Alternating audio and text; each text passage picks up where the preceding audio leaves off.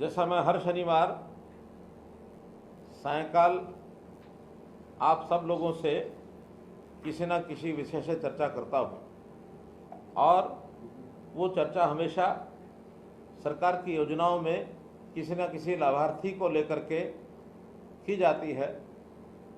लाभार्थियों से चर्चा का अर्थ ये नहीं है कि उनको कुछ लाभ मिला कि नहीं मिला, बल्कि उसका मेरा उद्देश्य ये होता है कि समाज में जो लोग किसी योजना के पात्र हैं या जिनकी ज़रूरतें पूरी होनी हैं, उनको वो योजना पहुँची कि न पहुँची, उससे हम संतुष्टि का भाव लेते हैं। तो आज इसी प्रकार की एक ऐसी योजना जो मेरे लिए बहुत महत्वपूर्ण है और उस योजना के लिए ही मैं आज आपसे बात कर रहा हूँ। वो योजना का नाम है आपकी बेटी हमारी बेटी। अर्थात ये जो बेटी का एक विषय ठीक 2014 में जब हम सत्ता में आए थे तभी से शुरू हुआ। प्रधानमंत्री जी ने बेटी बचाओ बेटी पढ़ाओ ये अभियान चलाया। पानीपत से एक आह्वान किया कि हरियाणा को उससे पहले एक ऐसा प्रदेश, एक कलंकित प्रदेश जिसमें बेटियों को मारने वाला प्रदेश ये संज्ञा दी जाती थी, इसको ठीक करने के लिए और एक बीड़ा हम लोगों ने उठाया। और उस आह्वान के अंतर्गत मुझे प्रसन्नता है कि न केवल सरकार ने बल्कि बहुत सी ऐसी सामाजिक संस्थाएं, चाहे उसमें खाप पंचायतें हों, NGOs हों अथवा कुछ धार्मिक सामाजिक संस्थाएं हों, सरकारी विभाग, चाहे वो हमारा होम डिपार्टमेंट है, चाहे हमारा जो बाल विकास महिला बाल विकास विभाग है अथवा स्वास्थ्य विभाग है, इन सब विभागों ने बीड़ा उठाया और हम जो जेंडर रेशो उस समय 870 के आसपास थी उसको बढ़ा करके 923 तक हम लेकर के गए। वर्तमान में भी ये जेंडर रेशो 917 और 923 के बीच ये चल रही है। एक बहुत बड़ी कामयाबी। जो बेटियां गर्भ में मार दी जाती थी उनको बचाने में पूरे सिस्टम ने और जो काम किया है, इससे मेरी संतुष्टि है।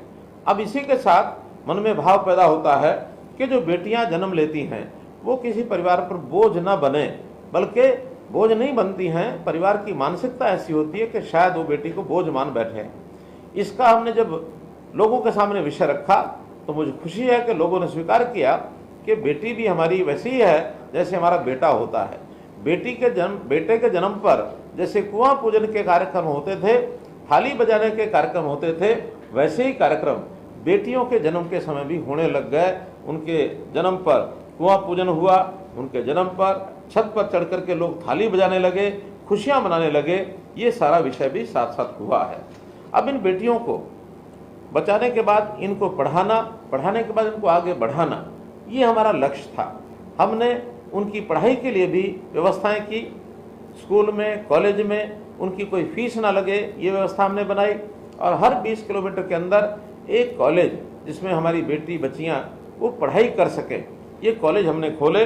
हमने पिछले कार्यकाल में कुल 71 कॉलेज खोले हैं, जिसमें लगभग आधे ये केवल बच्चियों के लिए, महिलाओं के लिए, महिला कॉलेज जिसको कह सकते हैं, वो हमने खोले हैं। तो पढ़ाई के अंदर भी आगे बढ़े हैं। हम जो लड़के लड़की के भेदभाव को दूर कर सके, और इसके लिए लड़कियों में खास करके एक विषय और ध्यान में आता था कि बच्ची का, जब लड़की का विवाह का समय आता था, उस समय एक बहुत बड़ा खर्च माँ बाप के सिर के ऊपर पड़ता था। इसके लिए 2 योजनाएं शुरू की। एक योजना जिसके अंदर थी आपकी बेटी हमारी बेटी। अर्थात बेटी किसी परिवार अकेले की नहीं होती है, बेटी सबकी होती है, साझी होती है। बेटी का जब कोई विवाह के बाद विदाई करना होता है तो गांव के सब लोग विदाई करते हैं।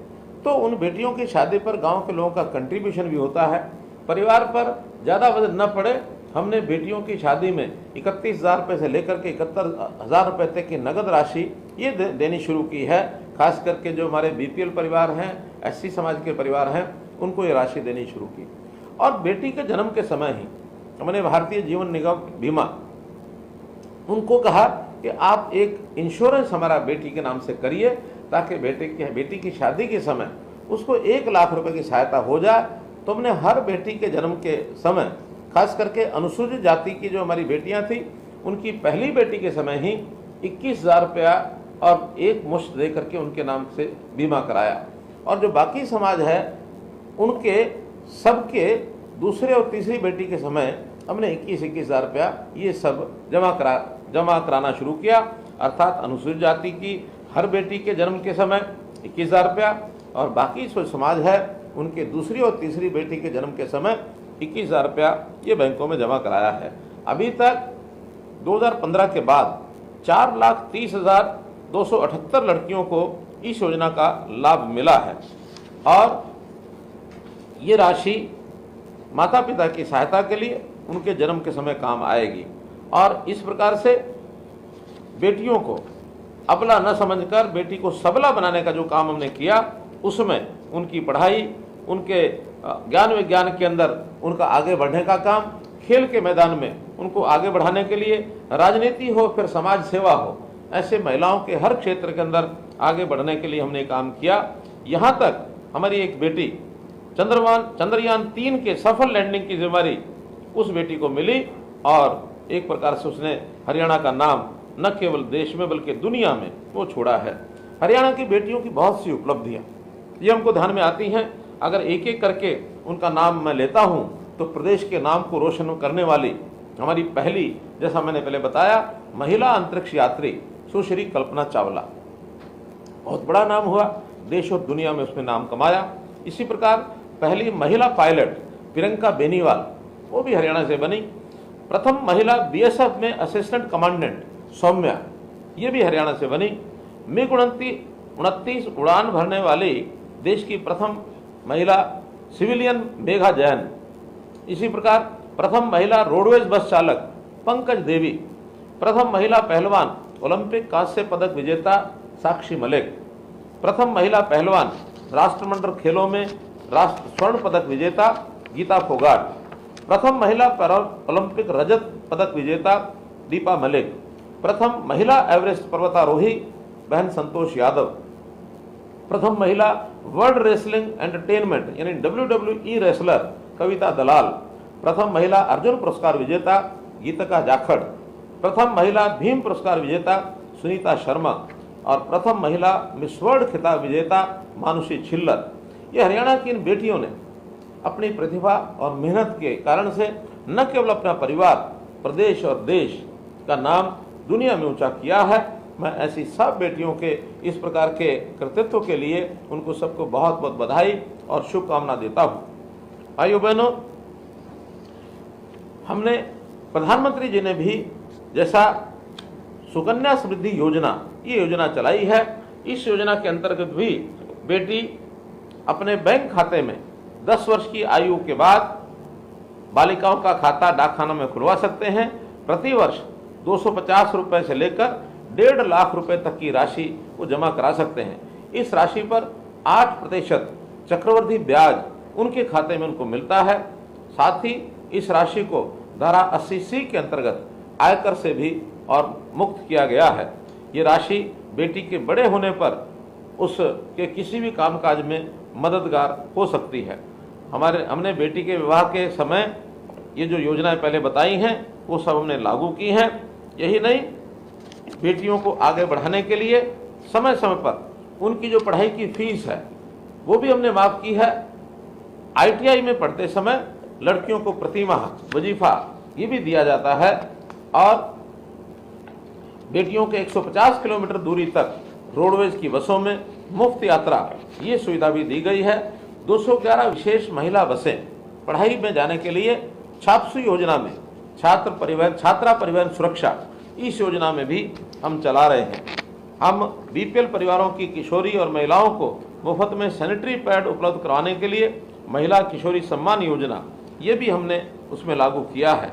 इस प्रकार से कामकाजी महिलाएं उनके नन्हे बच्चों को, चाहे वो प्राइवेट नौकरी करती हैं, उनके लिए भी 6 साल तक के बच्चों को 8 से 10 घंटे प्रतिदिन क्रच की व्यवस्था भी कराई गई है।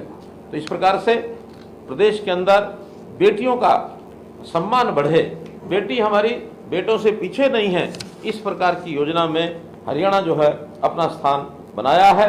तो आज मैं इस अवसर पर हमारी बेटी, आपकी बेटी, हमारी बेटी, इसके अंतर्गत जो बेटियों को लाभ मिला है, 21,000 रुपया जिन बेटियों के नाम से जमा कराया है, उनके माता पिता से आज मैं बात कर रहा हूं। निश्चित रूप से इसके लिए मैं आपको बहुत बहुत धन्यवाद भी करता हूं, आपको शुभकामना भी देता हूं। मैं बहुत बहुत आपका धन्यवाद करता हूं बेटियों के लिए। और तो और सामाजिक और राजनीतिक स्थिति पर भी हमने जो पग उठाए हैं वो भी कम सराहनीय नहीं है।